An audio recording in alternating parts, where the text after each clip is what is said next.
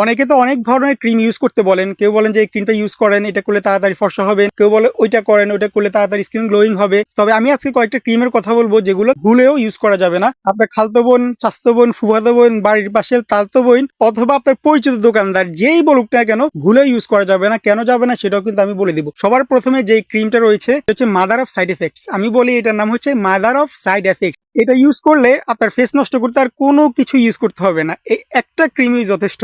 এটার মধ্যে হাইড্রোকোনাইন সহ আরো নানান রকম ক্ষতিকারক পদার্থ রয়েছে যেগুলো আপনার স্কিনকে পাতলা করে দিবে, লাল করে দিবে। স্কিন রোদে গেলে, আগুনের কাছে গেলে লাল হয়ে যাবে। 2 নম্বরে যে ক্রিমটা রয়েছে স্কিন সানলাইট, স্কিন শাইনেরই খালতো ভাই। এই ক্রিমটা তো হাইড্রোকোনাইন রয়েছে, নানা রকম ক্ষতিকারক পদার্থ রয়েছে।